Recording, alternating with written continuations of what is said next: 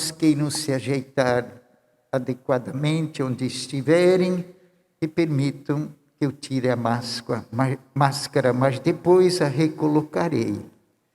Caro irmão, como já afirmei no início, hoje somos convidados a mais do que nunca viver a lei do amor.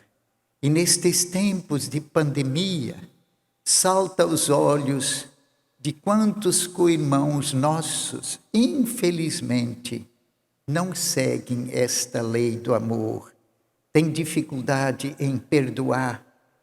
Por isso a palavra de Deus é tão forte e incisiva neste 22º domingo do tempo comum. A lei do Senhor, que é a lei do amor. Mas queremos lembrar que ao encerrar o mês vocacional, seja o mês de agosto, nós recordamos de modo particular a missão e vocação dos e das catequistas. Porém, isso não nos exime, como refletíamos domingo passado sobre a vocação de todo cristão e cristã batizados. Eles e ela, nós, juntos, desde nossa família, somos chamados a dar o exemplo, marcando assim a vida dos outros irmãos com aquilo que cremos. E isso nos torna, de algum modo, catequistas. Não estamos somente celebrando quem o faz por ofício. Por isso também as comunidades todas cristãs, especialmente católicas, são chamadas a assumir este testemunho.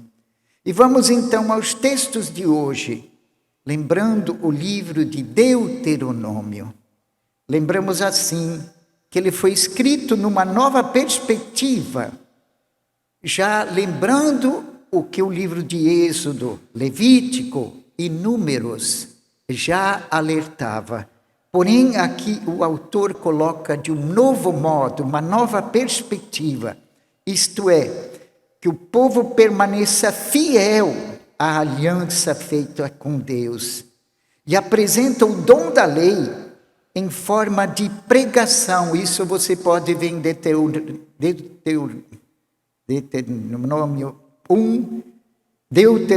1 a 4, depois saltando para o 43. Sendo necessária a escuta devida e atenta desta palavra, conforme Deuteronômio 6, versículo 4. E esta escuta leva para uma prática, conforme o livro do Levítico 18, 5, dos mandamentos e normas de que Deus ensinou por meio de Moisés, como condição para ter o dom da terra. Antes de eles entrarem para a terra prometida, esta fora a aliança marcada com Moisés. E aqueles que eram os líderes deveriam sempre recordá-lo para não cair no esquecimento, mas viver a prática da lei do amor que os tornava livres.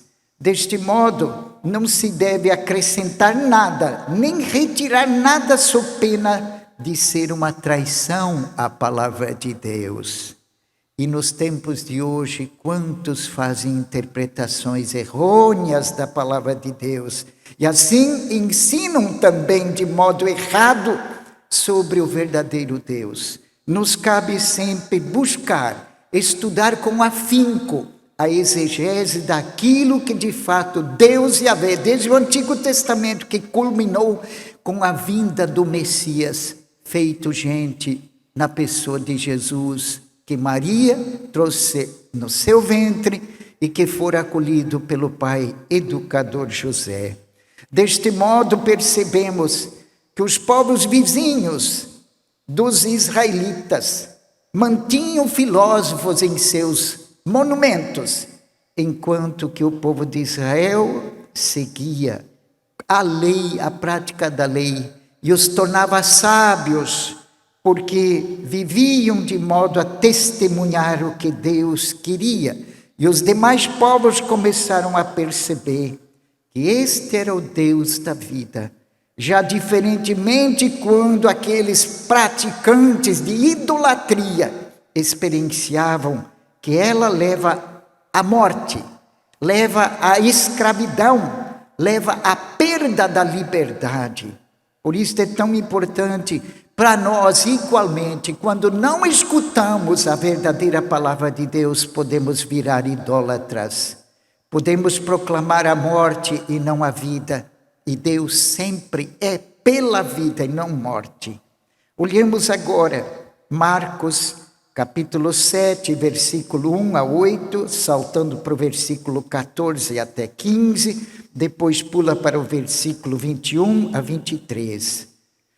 E eu gosto de recordar que após uns domingos em que líamos o texto de João sobre o pão descido do céu, Jesus mostrando assim que ele é o pão da vida que o Pai envia. E deste modo agora entramos para voltar a refletir novamente o texto de Marcos.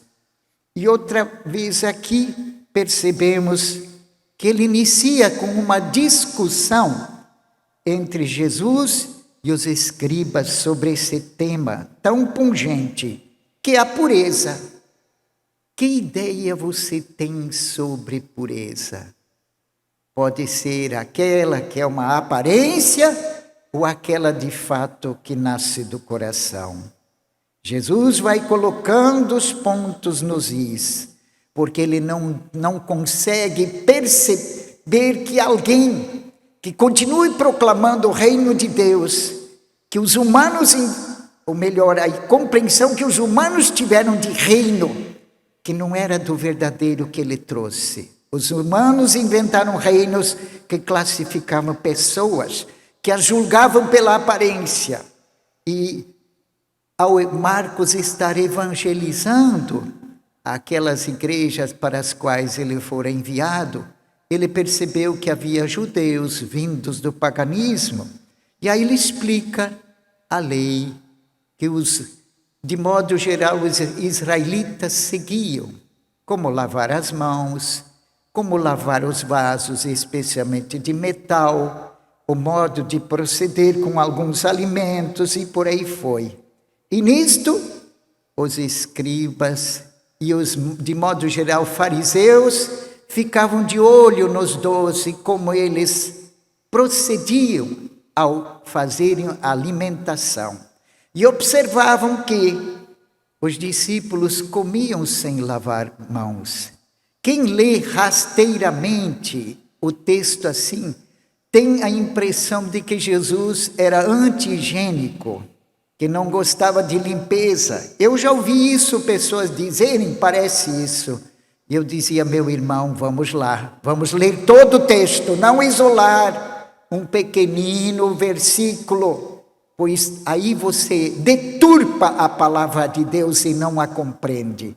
Jesus vai mais além e diz, vocês, em vez de seguirem a lei de Deus como um dom e segui-la na sua plenitude, vocês agregaram costumes dos antigos e preferiram seguir esses à risca de modo radical, quando na verdade deve ser diferente.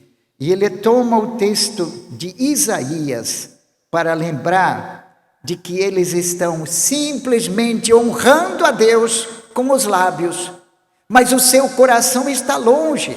Essa geração me honra com os lábios, mas o seu coração está longe e fica tramando atitudes de morte, em vez de acolher verdadeiramente a palavra que chama para o zelo da vida, no perdão, na acolhida às pessoas todas, sem fazer distinção, mas amá-los como irmãos.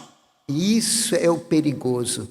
E Jesus vai mais longe, ele vai mostrando de que o que vem de fato é da interioridade do coração, que torna o ser humano livre. E tudo que fizer com o coração, por escutar a palavra de Deus, deixá-la entrar lá, vai virar uma prática boa, uma prática de relação fraterna, como o Pai o quis, e não desviar, e não apenas pronunciar. Por isso há conclusões muito rapidamente, Quando alguém parece ser, muitos concluem já é. De modo nenhum, a aparência é falcatrua, ela engana. E para alguém ser do bem, não é a própria pessoa dizer eu sou do bem. Os outros vão falar devido às atitudes que essa pessoa pratica e vão dizer: esta pessoa realmente faz o bem porque respeita os outros, não ameaça, não faz maledicência sobre ninguém, mas acolhe e entende que é diferente. Estas pessoas têm a virtude. Isso Jesus diz que nasce do coração. Como também a maldade, essa série de atitudes negativas que ele cita aqui, imoralidades, roubos, assassínios, tudo isso é maquiado e planejado cuidadosamente desde o coração. E meu irmão, isso atualmente a física quântica está confirmando de que nós temos uma sensibilidade no coração que provoca ondas magnéticas que captam as realidades e de lá do coração vai para o cérebro e dali feito as escolhas, seja para o caminho do bem ou do mal. Isso é uma verdadeira realidade que tanto o povo semita falava que eles tomavam as decisões a partir do coração e não do cérebro.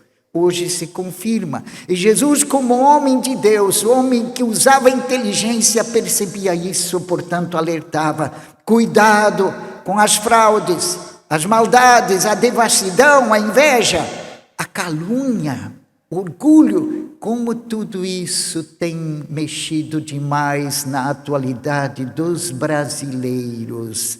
Olhemos para não sermos provocadores disto, mas sejamos aqueles que verdadeiramente escutamos a palavra de Deus. E essa é uma missão linda, confiada a todos aqueles que são de boa vontade, que mesmo na sua fraqueza, mas insistem em viver no aprendizado com Jesus e fazer do anúncio e testemunho da fé, não como doutrinação, mas como caminho que leva ao Cristo e o aprendizado com Ele, para ter uma vida digna, de liberdade, de confiança e de atitude que reconhece que a lei maior é a lei do amor, que Jesus humano veio confirmar.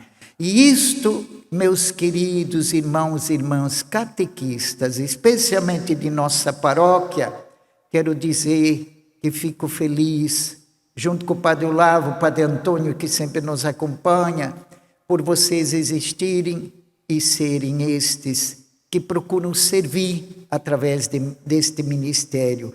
Com isto também quero estender a todos quantos por esse Brasil afora são homens e mulheres dedicados a esta vocação linda que agora é o ministério, ser catequista, que é evangelizar por esta forma linda, profunda, desafiadora, mas também que leva à comunhão de vida, como Jesus o quis. Levemos então conosco esta palavra. E concluindo, quero dizer que também hoje celebramos o martírio de São João Batista, que fez o seu testemunho de vida, preparando o caminho do Senhor Jesus o Cristo. Amém. Creio em Deus Pai Todo-Poderoso,